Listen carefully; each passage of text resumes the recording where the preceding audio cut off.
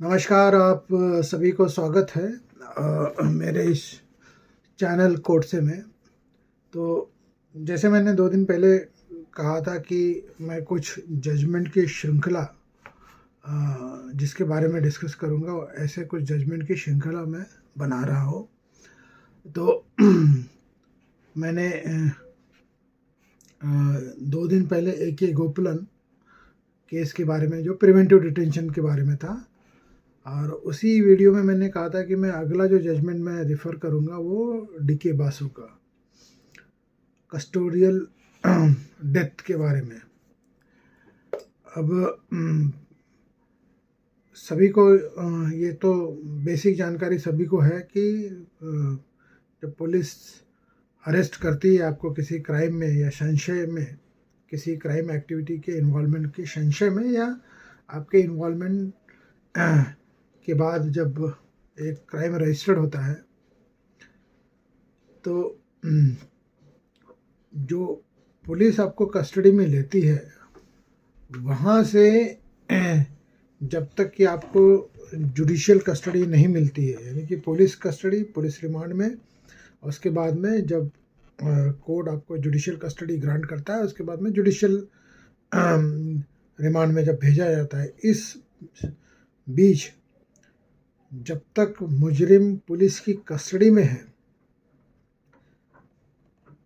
उस दौरान उसके साथ में होने वाला जो ट्रीटमेंट है, या यूं कहूँ कि उसके साथ होने वाला टॉर्चर, ये कई दशकों से academicians, legal researchers, human right activist और कई सारे जो स्टेक होल्डर्स हैं जो ह्यूमन राइट के बारे में बात करते हैं, उनके डिस्कशन का मुद्दा है। कस्टोडियल डेथ ये कोई नई और आम बात नहीं है, ये बहुत प्रचलित बात है, थी। ऐसा ही वाकया कुछ जो है, ये मेरे हिसाब से 70 के दशक में ये वाकया नज़र में लाया जाता है। एक व्यक्ति विशेष होते हैं जिनका नाम होता है DK बासु। वो एग्जीक्यूटिव चेयरमैन होते हैं किसी लीगल एड सर्विस में, वेस्ट बंगाल में। एक नॉन पॉलिटिकल ऑर्गेनाइजेशन होती है, और उन्होंने सुप्रीम कोर्ट में सुप्रीम कोर्ट को एक लेटर लिखा, जिसके बारे में उन्होंने एक इशू को रेज किया। उस लेटर में उन्होंने एक सुप्रीम कोर्ट के मद्देनज़र में एक संज्ञान लेने के लिए रिक्वेस्ट की कि ऐसे कई वाक़ये जो है जहाँ पे पुलिस की हिरासत में मुजरिमों का डेथ हो रहा है, यानी कस्टोडियल डेथ हो रहा है, और उसकी संख्या दिन ब दिन बढ़ती जा रही है, और ये काफ़ी चिंता का विषय बन सकता है। इसके बारे में ये जो महाशय है DK बासु एक लेटर लिखते हैं सुप्रीम कोर्ट को। सुप्रीम कोर्ट जो है वो उस लेटर का संज्ञान लेते हुए, और जब ये लेटर लिखा जाता है DK बासु की तरफ से सुप्रीम कोर्ट को डायरेक्टली, तो वो कोई हवा में बात नहीं कर रहे थे। उनका अपना एक बैकअप रिसर्च था, और उन्होंने कुछ हवाला दिया था, संदर्भ दिया था न्यूज़पेपर रिपोर्ट्स का। तो जब ये चिट्ठी सुप्रीम कोर्ट के चीफ जस्टिस के पास लाई जाती है या पहुंचती है, तो उसको जो जज थे उस वक्त के जज, उसको पब्लिक इंटरेस्ट लिटिगेशन में कन्वर्ट कर देते हैं, क्योंकि इशू जो था वो बहुत ही सिग्निफिकेंट था, बहुत ही इम्पोर्टेंट था, और उसके ऊपर कोई कठोर स्टेप्स लेना लाजमी था। ऐसा सुप्रीम कोर्ट को लगा। और सुप्रीम कोर्ट ने फिर DK Basu versus state of Bengal, ये जो PIL रजिस्टर्ड हुई इस लेटर के संदर्भ में, जिसे कन्वर्ट किया रिट पिटिशन में। इशू सिंपल था, कस्टोडियल डेथ के बारे में। कस्टोडियल डेथ जो है वो सेल्फ एक्सप्लेनेटरी वर्ड है। कस्टोडियल डेथ यानी कि आप जब पुलिस की हिरासत में हो उस दरमियान जब कोई डेथ होती है, और ज़्यादातर डेथ जो हुई है वो एक किलिंग ही थी, कोई नेचुरल डेथ नहीं थी, क्योंकि इस तरह से इन्वेस्टिगेशन के दौरान चीज़ों को जानकारी लेने के दौरान पुलिस ऑफिसर्स ने इतने टॉर्चर, इतने जुल्म ढाए हैं मुजरिमों पे कि उनका डेथ लाजमी था। इस कदर का इनह्यूमन टॉर्चर मुजरिमों पे ढाया गया था। तो कस्टोडियल डेथ का ये मसला बन गया, और जो सुप्रीम कोर्ट है वो जो मुद्दे हैं उस पे, जिस पे उन्होंने जीरा सुननी चाहिए, वो इशू ये थे कि whether there is an increase in the case of custodial death and violence, whether there is a need for guidelines for arrest and custody of the detainee, whether the police officers be held liable for the custodial death and violence, whether the custodial death and violence amounts to violation of Article 21 of the detainee. Article 21 constitution life and liberty की बात करता है। अब इस judgement के बारे में काफ़ी बहस वगैरह हुई, और अंततः जो सुप्रीम कोर्ट है उन्होंने ये माना कि जैसे आम नागरिक को भी लाइफ एंड लिबर्टी आर्टिकल 21 में गारंटेड है, तो वो same life and liberty detainee को भी गारंटेड है, भले ही वो उस वक्त वो मुजरिम ही क्यों ना हो, क्योंकि मुजरिम का भी लाइफ एंड लिबर्टी प्रोटेक्टेड है अंडर आर्टिकल 21। और ऐसे संदर्भ में जो सुप्रीम कोर्ट ने जो गाइडलाइंस पास किए वो जो है मैं हूबहू उस गाइडलाइंस को पढ़ के बता ही देता हूँ, मतलब समझाने की ज़रूरत ही क्या है जब अपने आप में बहुत ही कायदे से जो है एक्सप्लेन की गई है। अब ये गाइडलाइंस जो है वो इस प्रकार है। The police personnel carrying out the arrest and handling of the interrogation of the detainee or arrestee should bear accurate, visible and clear identification and the name tags with their designation. यानी कि जो police officer जो detainee को या arrested को carry करेगा उसका खुद का क्लियर आइडेंटिफिकेशन होना ज़रूरी है with his designation and the name tag. The particulars of such police personnel who handle interrogation of the arrestee must be recorded in the register. ठीक है.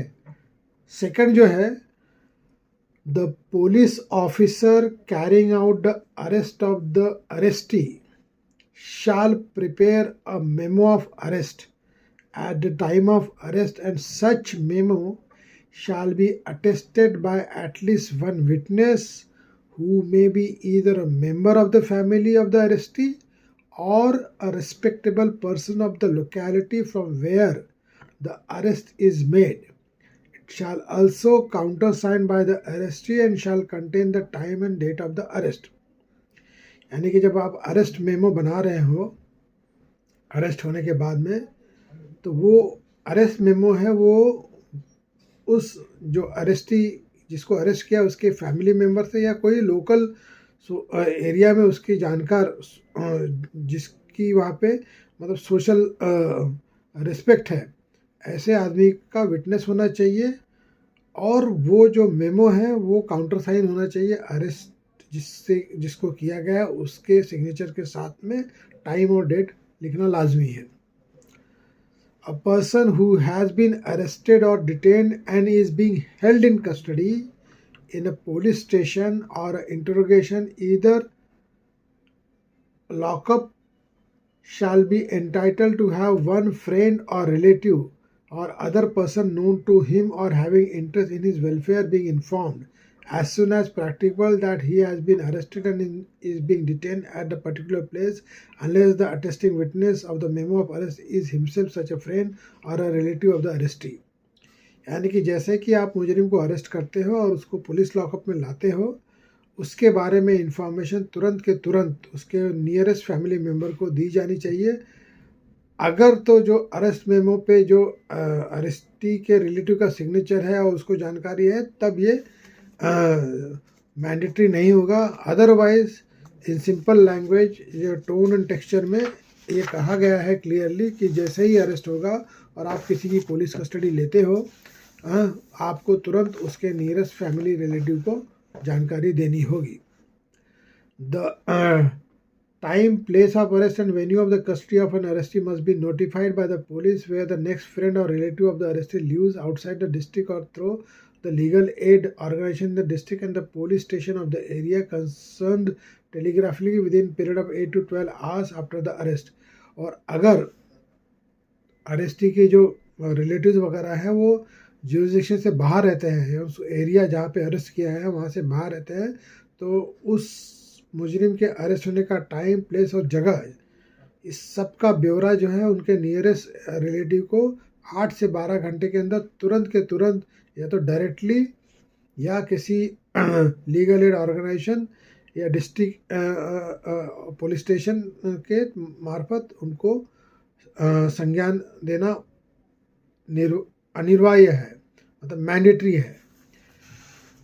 फिर the person arrested must be made aware of his right to have someone inform of his arrest or detention as soon as he is put under the arrest or is detained। और जो मुजरिम भी है उसको भी inform करना कि आपको ये अरेस्ट किया गया है और इसकी जानकारी आपके नियरेस्ट रिलेटिव को दे दी गई। इसकी जानकारी अरेस्ट जिसको किया गया है उसको देना लाजमी है। An entry must be made in the diary of the place of detention regarding the arrest of the person, which shall also disclose the name of the next friend of the person who has been informed of the arrest and the name and particulars of the police official in whose custody the arrestee is detained। और इस संदर्भ में एक diary बनेगी जिसमें जो accused है या जिसको डिटेन किया गया है या अरेस्टी के अरेस्ट के बाद में पूरा ब्यौरा दिया जाएगा और उसमें ये डिस्क्लोज भी किया जाएगा कि उसके अरेस्ट के बारे में जो जानकारी है उसके जो नियरेस्ट फ्रेंड्स एंड रिलेटिव को दी गई है और उनका नाम भी इस ब्यौरे में लिखा जाएगा और किसकी कस्टडी में वो अरेस्टी है या डिटेन्यू है उस ऑफिसर का भी नाम इस ब्यौरे में लिखा जाना अनिवार्य है, यानी कि मैंडेटरी है। The arrestee should where he so request be also examined at the time of his arrest, and major and the minor injuries, if any, present on his or her body must be recorded at that time। The inspection memo must be signed both by the arrestee and the police officer affecting the arrest and the copy provided to the arrestee। Normally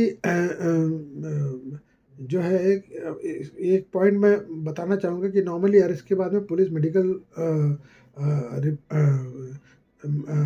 arrested को medical inspection के लिए ले जाती है, उसका medical कराती है।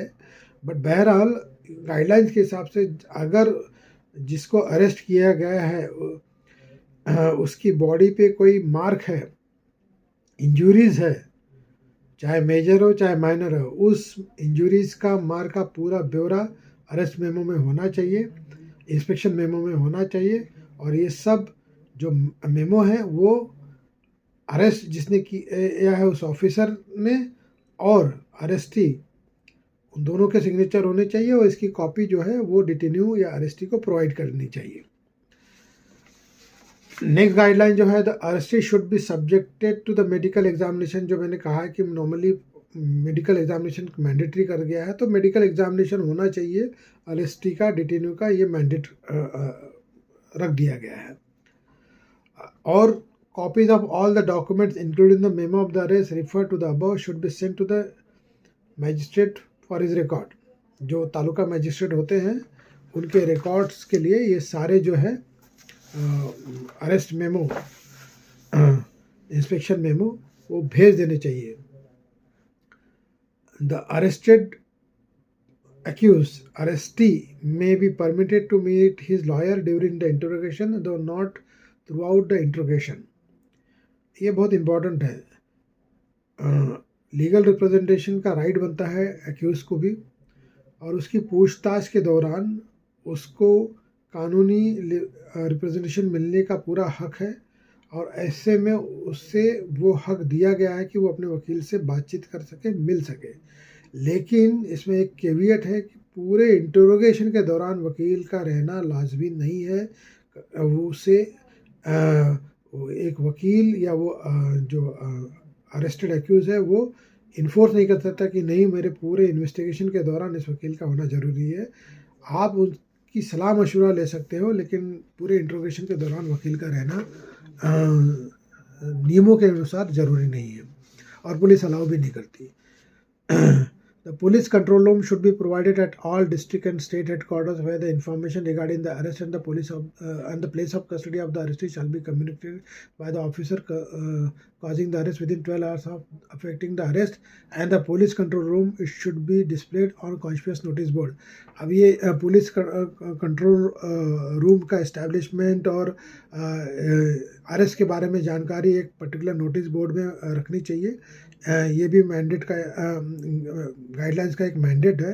हालांकि उसके बाद में काफ़ी सारी चीज़ें स्ट्रीमलाइन हो गई है, जहाँ पे कंट्रोल रूम्स में इंफॉर्मेशन पास ऑन हो जाती है कि कहाँ कहाँ पे फला फला जगह पे क्या वारदात हुआ, किस तरह का वारदात हुआ, किस तरह का इंस्पेक्शन हुआ, और कौन अरेस्ट किया गया है, और आगे की क्या कार्रवाई हुई है उस संदर्भ में।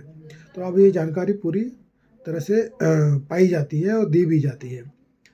तो ये बेसिक गाइडलाइंस थी। The court found that the state is vicariously liable for the act of its public servant that resulted in the violation of the fundamental right to the life of the citizen. Monetary or pecuniary compensation is effective and suitable remedy is provided।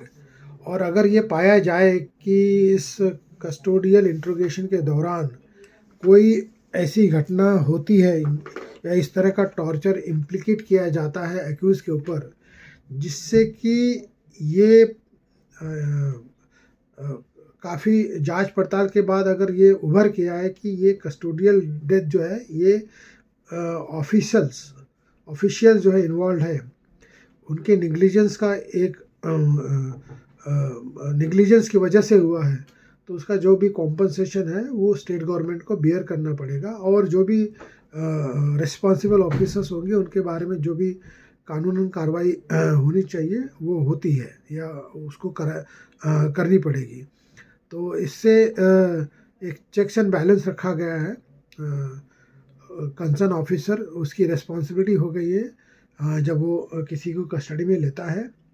और custodial interrogation के दौरान अगर कोई custodial death का मसला बनता है तो वो ऑफिसर की, तो अगर कोई इन्वॉल्वमेंट ऐसी पाई जाए जिससे ये साबित हो कि उसकी अपनी निग्लिजेंट और विलफुल निग्लिजेंट या विलफुल एक्ट के तहत एक्यूज़ जो है